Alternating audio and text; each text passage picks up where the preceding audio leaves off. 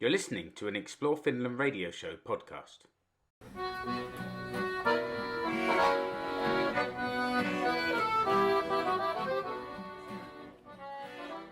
Hello, this is Mark Wiltshire, and thanks for choosing to listen to the Explore Finland radio show in partnership with Glenn Murray, the Nordic tourist. For this episode, I'm happy to return to my conversation with Michael Hutchinson-Reis, part 2 of 2, about the production of wood tar. In the previous episode, we talked about the wood tar making industry in Finland, and in this episode, we're going to discuss the Terwaviikko, or Tar Week festival in 2022. It's an event that takes place every 3 years in the woods around the village of Kuortane in southern Ostrobothnia. You'll hear Michael explain the proceedings of the event. I then headed back there for the lighting ceremony on the Wednesday and for the final ceremony on the Friday, when the tap was opened and the wood tar flowed. Okay, let's hear again from Michael.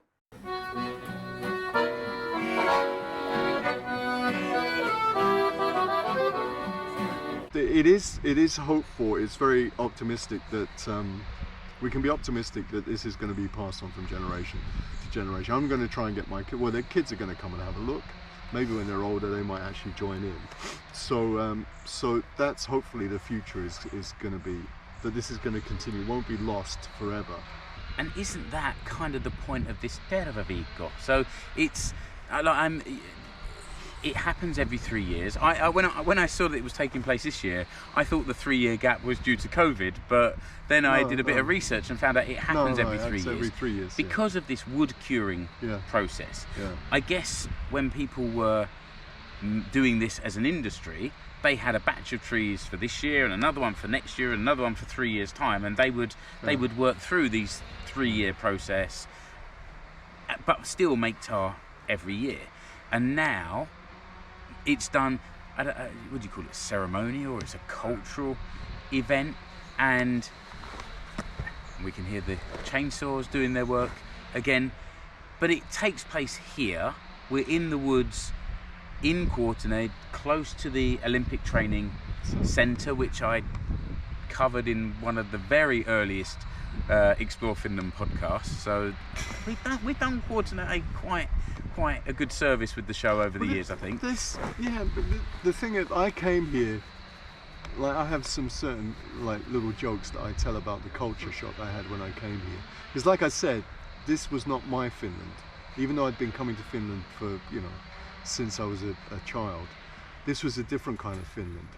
And I kind of learned things. I kind of learned about agriculture, farming, how Finnish farmers here in this area manage to survive on, like the kind of prices, the economy of agriculture, how important EU subsidies are, so that we actually get to eat our cornflakes in the morning, all those kinds of things. So how we are actually connected to Kuortane, but when we go to the supermarket, we just take it for granted.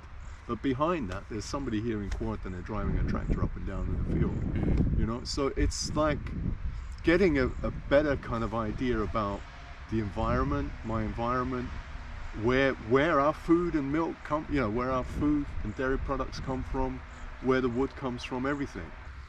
And so this event now, highlighting this historical industry, art form, but keeps it alive for the modern day, and I guess shows people the importance of where they've come from. Yeah, and also what's happening with people like you getting interested in what's going on here is like when I started. There were a few tourists turned up. There were Finnish Americans who were on holiday in Finland, and their families were of Finnish origin, but they actually knew very little about the history and the culture of this part of Finland, even though their families came from this part. So I ended up, because I got sent out to talk to these people in English, and we were doing it. We were making jokes about it, but we're doing it very light-heartedly. But then we just realised that this is actually very important.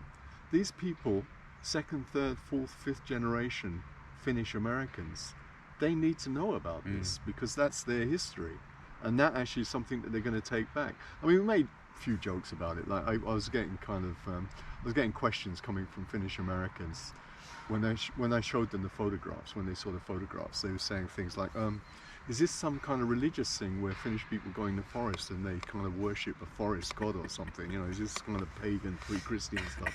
And then I actually got into the same discussion about this is Terva and this is the history and all the rest of it.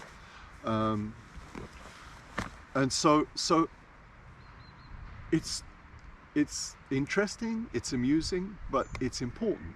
It's important that people understand where this wood tar producing process fits into the present day culture, the present day economy, and particularly the agricultural kind of basis of this area's economy, but also the newer aspects of the Olympic Training Centre, which is what, 300-400 meters away. So I think that I'm you know, I've always been keen on history and culture, but I'm also trying to make people aware of that this is not some weird, interesting thing that you might see in a museum or you know, safari trip to Kuortane. You know, oh, look at these quaint kind of old-fashioned traditions. This is our life. This is our culture. This is, you know, important in the present day as much as it has been in the past. And you said that there are tourists that come to this Terwaviikko event, and it kicks off on the Wednesday of the week. And I guess it doesn't matter what year you're listening to this. We're recording in 2022. The next one hopefully will be around in 2025, so you've got time to plan your trip. Yeah. But where do people come to if they want to come to this place? Where should they head to? At the moment, Kuortane is very much like, I make a comparison with Trinidad. If that's okay. Because many of your comparisons do go back to Trinidad. No, well, I was thinking about Trinidad because Trinidad is the third wealthiest nation in the Americas after the USA, Canada, and then Trinidad. So the per capita GDP is higher than Estonia or wherever. So it's a wealthy country, and they've actually not focused on tourism, and particularly their biggest selling point, unique selling point, is Trinidad Carnival. So Trinidad Carnival, an island of 1.25 million people at carnival time, you get the population of the island is doubled by people coming in. But those people coming in, they're actually relatives or friends. Okay. They're not people sitting on the other side of the world thinking, oh look, Trinidad Carnival, let's go. So nobody knows about it unless you're connected in some way. The diaspora comes back for the carnival. Yeah, and I mean it's a lot of money coming in from Brooklyn and New York and everywhere, and Miami. But it's still kind of you have to have some kind of social family contact to actually be aware of it and then to go. Once your friends, if I take you down to Trinidad, you went once, then you want to go back again, then the tourism will start. Kuortane is the same. The only reason I'm here is because my wife is from here, and her family have been here for 500 years, and that's why I'm here. So I end up here by a kind of accident because of who I ended up marrying. And then I bring my friends here, and I get, you know, my family, my friends come here, and then they begin to know Kuortane. The Olympic Training Centre is very important because, like, every year I go over here and meet the Trinidadian Olympic athletes here. And like, if you go to Trinidad now in the middle of carnival, you know, somebody asks you where you come from, you say, oh, I come from Finland. They say, oh, Kuortane Olympic Training Centre. So it's on the map, it's on the world map. And I think that that's what we're trying to do here. Kuortane has got a lot to offer. People can stay at the hotel at the training centre. There's another hotel, small hotel, just down the shore down here. And so there's places where you can stay. But it's like Kuortane is a bit of a kind of what's the word? It's like a hidden gem of tourist. You know, people have to get here to realise what there is on offer here. And so,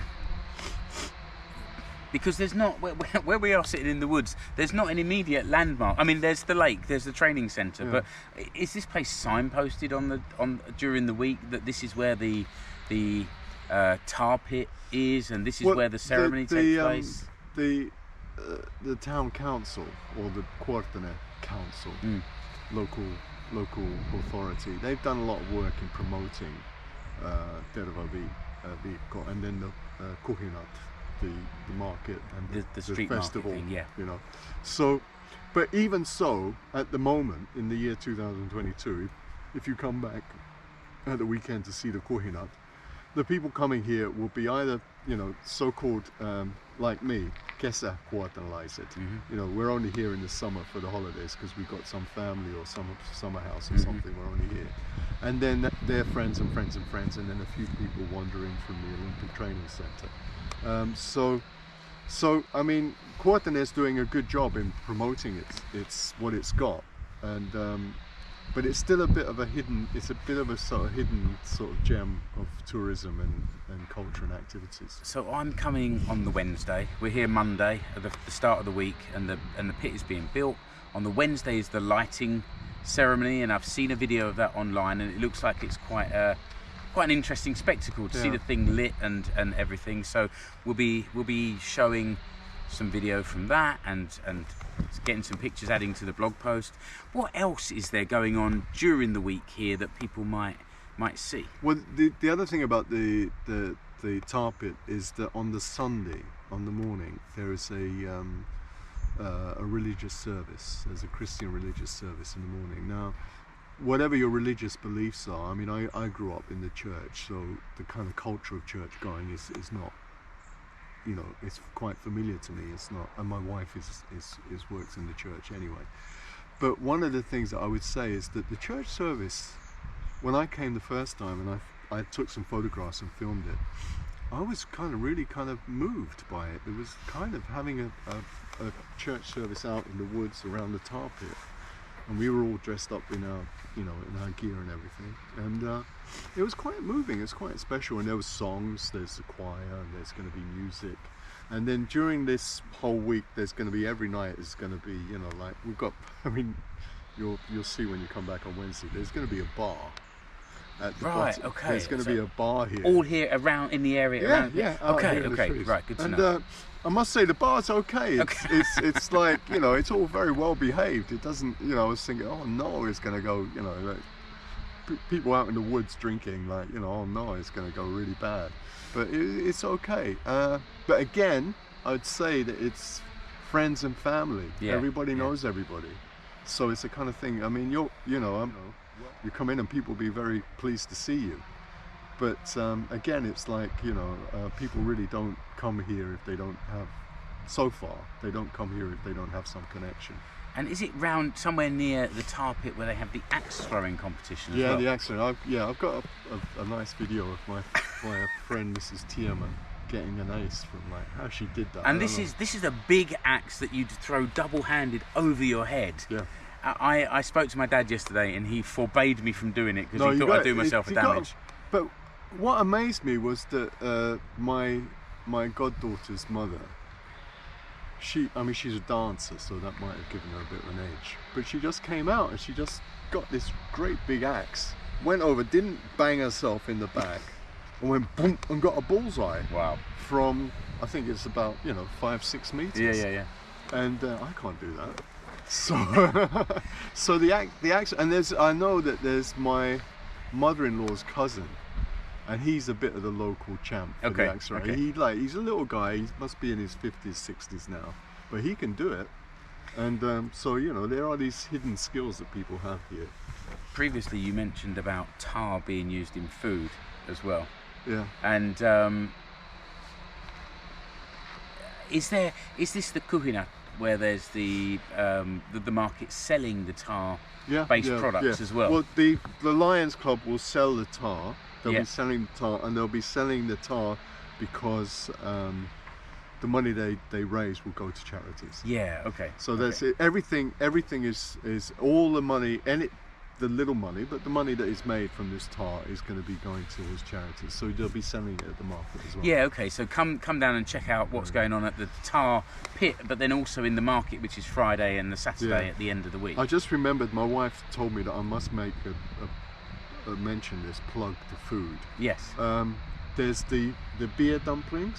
Yes, okay. You got to try that out. It's sweet, it's nice. It looks kind of weird, but you have that. That's really nice. With raisins and everything. That's very tasty. And then also one of my favourites is the army pea soup store. That's quite good. Pea soup and a little bit of crisp bread, rye bread. And that's all in the market Yeah, area? We'll all be in the market. Okay, this is good.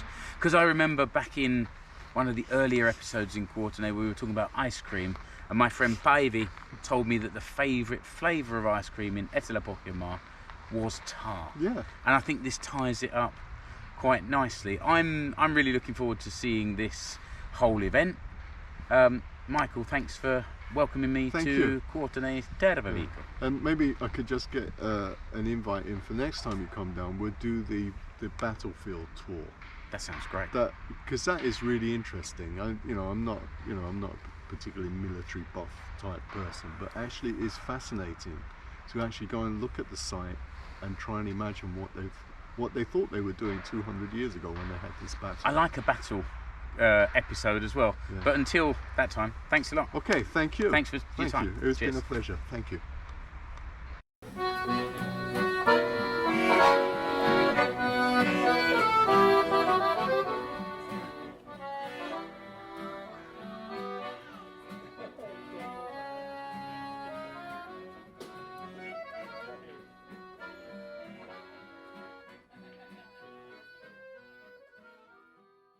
So here we are, it's the Wednesday. We found our spot on the temporary stands or bleachers surrounding the fire pit. We're in a small clearing surrounded by tall trees, pine trees. In the background there I can see the sun just glistening off of Lake Kuortane, stretching out to the horizon as I can see it here. And we're just waiting for the Lions Club guys to come out and get this fire started. The stands around me, the bleachers are full, and the area surrounding this the fire pit is full of people as well. Everyone's straining to find a vantage point to see the ceremony and to see the lighting.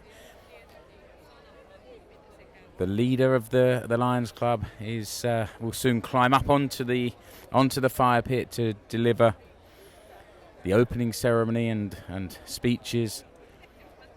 And as I'm looking now, one of the team is walking around and just pouring tar onto the outer layer of the fire, which is basically like pine planks, thin planks.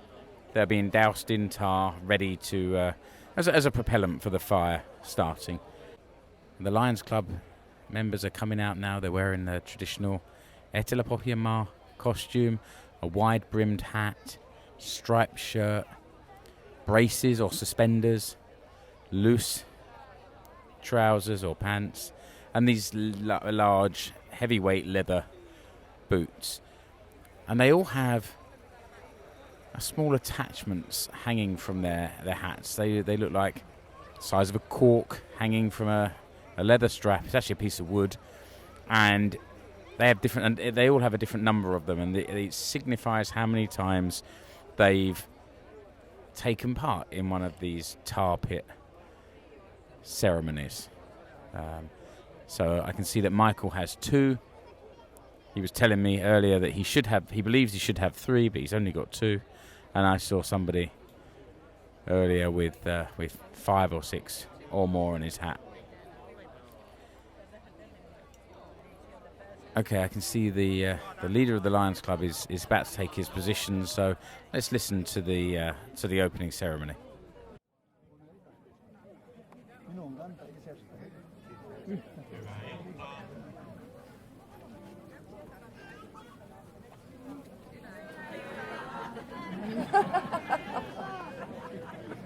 Tämä meni uusiksi. Kohteliaasti yritin sanoa, että hyvää iltaa. Hyvää iltaa. Hyvää iltaa. Näin tämä alkaa. Tervetuloa tähän meidän, sanotaan nyt perinteiseen tilaisuuteen, eli tervahaudan polttoon, tai ei sitä polteta, vaan tuotetaan tervaa. And with those words, all of the Lions Club guys, they've got sticks with a bit of maybe birch bark wrapped around the end as a wick, and they get it lit and each one takes their own burning firelighter round the various sections of the fire pit and ignite it. And slowly, small patches of flame start to take hold, and then it spreads round the entire outside of these kindling planks, and it's singeing the moss on the top. But the fire burns quite high, but in a really controlled way towards the centre of the mound, where they have this pencil pole that Michael mentioned, and the heat is strong. There's a slight smell of tar, obviously from the firelighting tar that they poured, but the fire is certainly ablaze. The crowd have started to disperse already, possibly to the bar, which I saw nearby. And now the Lions Club guys come back out. They've got these very long, maybe 3 meter long poles, wooden poles with a metal triangle on the end, and they're coming to rake the moss and bracken that's on the top of the wood pile down over the edges to dampen down the fire. The heat will be kept underneath, as Michael explained, and the wood will start to burn slowly, sweating that resin out that will become the tar that we will come back and see on Friday, and you can see the net results and possibly hear it if you keep listening.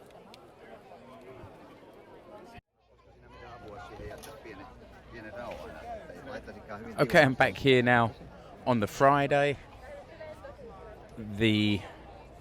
What was a pristine, soon-to-be fire pit on Wednesday is now a burning, smouldering, much depleted in size, but still burning strongly. You can see, looking through the layers of moss, you can still see fire burning underneath, glowing, red hot, and occasionally when the wind takes the oxygen into the fire, little fires break out on the sides. There's a lot of white smoke pouring off the mound, which Michael told us the other day means that it's burning at the right temperature. If it starts going black, then it means the tar is burning, but this at the moment seems all good. The wood is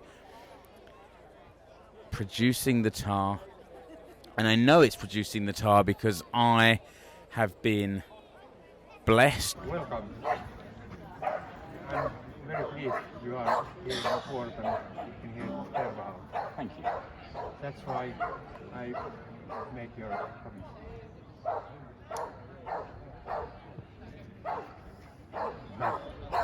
It's not so bad. How's it taste? Salty and smoky. I Good. guess how I expected. You're gonna be healthy for the next year now. I hope so. Yes, thank you. I have a tar thumbprint in the middle of my forehead, and I also have the taste of tar on the back of my throat. One of the Lions Club performed a very short ceremony, which you just heard, and which you can see if you go to the blog post to the accompanying video of this. And there was a much shorter ceremony today, just to sort of signify that the tar is ready to be sort of tapped. And then we went round to the side, and many people were queuing up to get the same thumbprint, and a few of them to get a taste of the tar as well.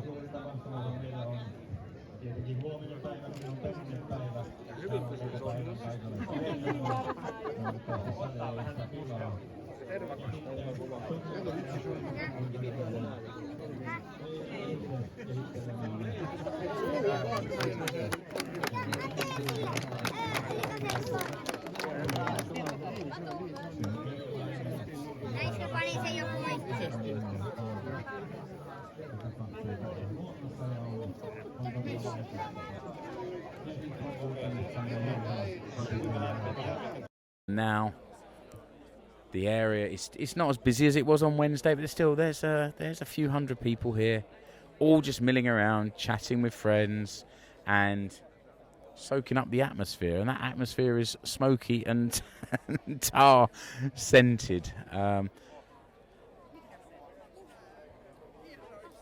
I think it's probably time for me to head away from here, but I'm going to go and check out the nearby Markkinat, which is like a fair or market, which in Kuortane is called Kuhinat.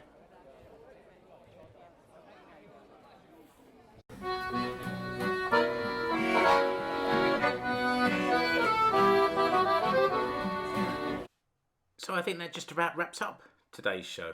I'd like to say thank you to Michael once again for his time. Remember, Glenn and I filmed during the Terwaviikko week, so check out the show notes for links to the video and photos from that day. Also, look for Explore Finland radio show on YouTube, where you'll find the video version of me commentating on the Wednesday and Friday of the Terwaviikko festival. I hope you like the visual version as well as the audio version you've just heard. If you enjoy the show and want to show your support, then please take a minute to share this episode.